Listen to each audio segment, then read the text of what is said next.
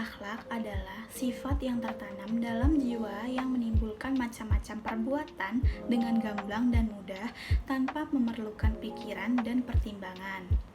Dalam ajaran Islam, etika bersifat teosentrik, yaitu berkisar sekitar Tuhan dalam etika Islam atau perbuatan yang dihubungkan dengan amal soleh dan dosa, dengan pahala atau siksa, dan dengan surga atau neraka. Akhlak bukanlah sekedar sopan santun, etika, dan tata krama, tetapi akhlak adalah perilaku manusia yang nampak dan tidak nampak. Akhlak Islami adalah akhlak yang bersumber pada ajaran Allah dan Rasul-Nya dan menjadi indikator seseorang apakah seorang muslim baik atau buruk. Jika akhlak adalah perbuatan yang sudah tertanam dalam jiwa seseorang, maka akhlak itu tempatnya dalam hati. Apabila hatinya baik, maka akan muncul sifat yang baik pula. Dan sebaliknya, apabila hatinya tidak baik, maka yang muncul dan keluar dari perilakunya adalah sifat yang tidak baik. Di sini ada akhlak sebagai penggerak budaya. Kebudayaan Islam merupakan hasil dari akal, budi, cipta rasa, karsa, dan karya manusia yang berlandaskan pada nilai-nilai tauhid. Islam sangat menghargai akal manusia untuk berkiprah dan berkembang. Hasil akal, budi, rasa, dan karsa yang telah terseleksi oleh nilai-nilai kemanusiaan yang bersifat universal menjadi sebuah peradaban. Oleh karena itu, misi kerasulan Muhammad SAW sebagaimana dalam sabdanya, sesungguhnya aku diutus untuk menyempurnakan akhlak. Artinya, Nabi Muhammad SAW mempunyai tugas pokok untuk membimbing manusia agar mengembangkan kebudayaan sesuai dengan nilai-nilai ketauhidan. Sebagai contoh, masyarakat pra-Islam atau yang lebih dikenal dengan masyarakat jahiliyah sudah melakukan ritual ibadah haji. Mereka memodifikasi penanggalan pelaksanaan ibadah haji sesuai dengan penanggalan selera mereka sendiri. Mereka sesuaikan waktu pelaksanaan haji dengan kepentingan perdagangan salah satunya. Juga pada masa ini, jemaah haji dibagi atas dua kategori. Yang pertama adalah masyarakat non-pedagang, dan yang kedua adalah masyarakat pedagang. Masyarakat pedagang harus pergi dari kampung halaman mereka 1 bulan atau lebih sebelum musim haji tiba. Tujuannya agar mereka dapat berdagang di pasar Ukaz, kemudian pindah ke pasar Majah sebelum pelaksanaan haji dimulai. Sejumlah suku Arab pada masa jahiliyah menetapkan suatu aturan bagi jemaah haji yang baru pertama kali pergi haji, yaitu meninggalkan seluruh pakaian yang mereka kenakan. Kebudayaan terkait dengan perubahan kemasyarakatan dalam masalah ibadah haji yang dilakukan pra-Islam tidak sesuai dengan akhlak karimah atau akhlak terpuji. Ada perbedaan perlakuan antara orang biasa, kelas bawah, dengan kelas atas dalam menjalankan prosesi ibadah haji. Ketika ada perbedaan perlakuan terhadap segolongan orang dalam pelaksanaan ibadah ritual keagamaan seperti orang kelas bawah, ketika melaksanakan ibadah tawaf dengan telanjang bulat, bertentangan nilai-nilai kemanusiaan. Sebuah tatanan kebudayaan yang tidak terpuji, yang jauh dari tata krama dan sopan santun dan akhlak kepada sesama, termasuk melumuri dinding Ka'bah dengan darah binatang sembelih atau yang kita bisa disebut kurban sebagai bentuk penghormatan kepada keyakinan keberhalaan. Pada posisi ini muncullah akhlak terpuji yang dicontohkan oleh Rasulullah sebagaimana seharusnya. Ibadah haji itu dilakukan dengan pendekatan agama, yaitu Islam. Agama merupakan simbol yang melambangkan nilai ketaatan kepada Tuhan, yang artinya haji itu adalah nilai ajaran yang mengatur hubungan manusia dengan Tuhan. Sebagai simbol ketaatan itu dengan menyembelih hewan kurban. Agama sebagai nilai ketaatan tidak membedakan posisi seorang dalam kelas apapun. Semua sama dan punya hak yang sama untuk menjalankan ritual ibadah haji dan menyembelih binatang kurban, yang merupakan sekadar simbol tentang ketaatan kepada Tuhan.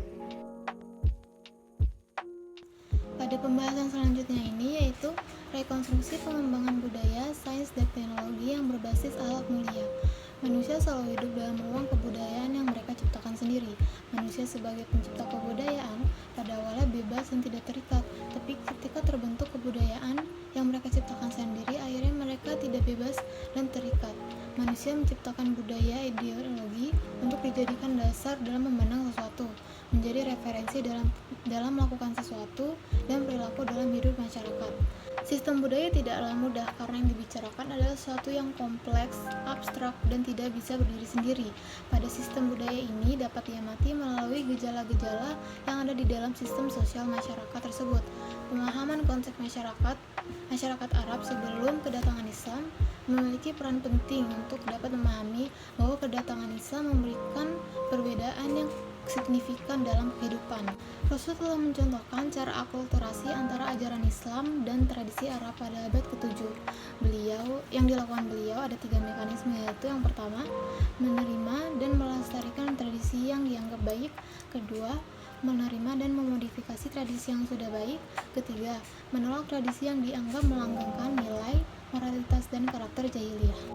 Dalam pendekatan Islam, budaya terbagi menjadi 3 macam. Yang pertama, kebudayaan yang tidak bertentangan dengan nilai-nilai Islam, artinya kebudayaan yang mengandung akhlak mulia. Yang kedua, kebudayaan yang sebagian unsurnya mengandung sesuatu yang bertentangan dengan agama Islam, kemudian direkonstruksi sehingga menjadi Islami. Yang ketiga, kebudayaan yang bertentangan dengan nilai-nilai Islam. Bagaimana dengan budaya lokal atau tradisi masyarakat non-Arab seperti Indonesia? Istilah pribumisasi Islam diperkenalkan oleh Gus Dur sebagai alternatif dalam upaya pencegahan praktek radikalisme agama. Pribumisasi Islam ini telah menjadikan agama dan budaya tidak saling mengalahkan. Di era modern, perkembangan saintek akan sangat berpengaruh bagi umat manusia. Perkembangan saintek juga akan terus berkembang, dan bagi umat Islam, kemodernan juga harus dikembangkan di atas paradigma Al-Quran. Al-Quran bukan hanya sebagai sumber inspirasi, tapi juga landasan yang mengarahkan kemodernan agar mensejahterakan manusia di dunia dan akhirat. Berikutnya, Al-Faruqi menyebutkan langkah-langkah kerja yang harus ditempuh sebagai berikut. Yang pertama, menguasai disiplin ilmu modern. Kedua, menguasai warisan khazanah Islam. Ketiga, membangun relevansi yang islami. Yang keempat, mencari jalan untuk menciptakan sintesis kreatif antara warisan Islam dan pengetahuan modern. Yang kelima, mengarahkan pemikiran Islam yang pada arah yang tepat, yaitu sunatullah. Jika dua peran ini, yaitu iptek dan imtak, saling bersinergi, insya Allah akan ada berbagai berkah dari Allah kepada umat Islam dan juga seluruh umat manusia. Jadi saintek berdampak positif dalam kehidupan bila ada akhlak mulia dalam penerapannya. Peran seni dalam pengembangan harmoni. Yang pertama, menanamkan kesadaran multikultural sehingga terbawanya pengaruh sikap toleransi dan memberikan filter negatif dari budaya luar yang terbawa oleh globalisasi. Yang kedua, pemberdayaan dan pendidikan mengenai estetika untuk budi pekerti. Pendidikan estetika tidak hanya mempelajari tentang keindahan, tetapi juga mengedepankan arti, makna, kualitas pada suatu objek. Konsep seni estetika Islam. Menurut Ernest Diez, seni Islam atau seni yang Islamis adalah seni yang mengungkapkan sikap pengabdian kepada Allah Subhanahu wa Ta'ala. Dengan adanya seni Islam, kita merasa lebih dekat dengan Sang Pencipta. Satu karya seni dapat dikatakan seni Islam apabila seni tersebut mengungkapkan keindahan dan konsep tauhid dalam Islam.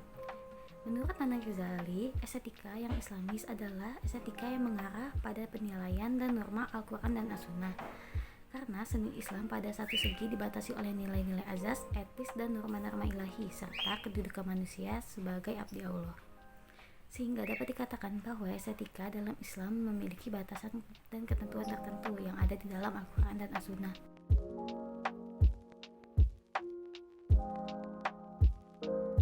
Ilmuwan Abbas Ibnu Firnas. Abbas Ibnu Firnas yang bernama lengkap Abbas Abu Al-Qasim Ibnu Firnas Ibnu Mirdas Al-Takurini lahir pada tahun 810 Masehi di Izendran Onda Al-Andalus atau kota itu sekarang disebut dengan Ronda, Spanyol. Abbas Ibnu Firnas adalah seorang ilmuwan muslim yang berasal dari Kutuba Al-Andalus, Cordoba, Spanyol. Abbas Ibnu Firnas merupakan ahli beberapa cabang ilmu seperti matematika, fisiologi, astronomi, dan aerodinamika. Pada 875 Masehi, ia menciptakan sebuah pesawat kayu sederhana, kemudian menerbangkannya dengan dia sebagai pengendali atau pilotnya.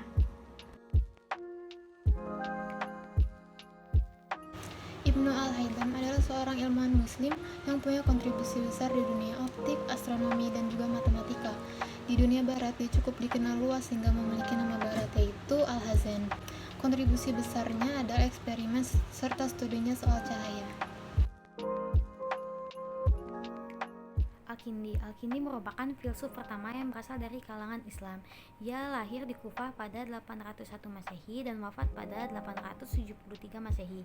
Ia merupakan tokoh pertama yang memasukkan dasar teori musik dan memanfaatkan musik sebagai media terapi untuk menghilangkan penyakit. Diyakini Al-Kindi ini memiliki 15 karya yang mengulas tentang musik. Ada Ismail Al-Jazari. Al-Jazari merupakan seorang ahli teknik dan bekerja untuk dinasti Bani Artuk, penguasa di Mesopotamia. Ia mendapatkan gelar Rais Al-Akmal yang menunjukkan bahwa dirinya adalah seorang pemimpin insinyur pada saat itu. Melalui bukunya tersebut, ia banyak menemukan berbagai peralatan berbasis mesin yang dirakitnya berdasarkan trial dan error. Salah satunya adalah jam gajah. Peran Al-Jazari dalam jam gajahnya tersebut pun dinilai sebagai salah satu karya yang menjadi peletak dasar-dasar robotik hingga saat ini. Ia memanfaatkan prinsip tabung Archimedes dari Yunani dan menggunakan alat pengukur waktu menggunakan air, naga Cina, gajah India, Phoenix Mesir, karpet Persia, dan angka Arab. Jam ini juga digunakan untuk mengetahui waktu sholat pada masa itu. Prinsip kerja dari jam gajah Al-Jazari yaitu memanfaatkan air untuk otomatisasi juga digunakan pada penelitian selanjutnya terkait robot modern. Selain jam gajah, ia juga merakit mesin otomatis seperti robot band musik, mesin engkol, mesin pompa air, dan roda gigi. Ini merupakan sebuah jam besar yang tampilan luarnya berbentuk gajah yang menopang berbagai ornamen yang disebut sebagai perpaduan berbagai budaya. Penemuan jam gajah ini digadang-gadang sebagai karya robotik pertama di dunia.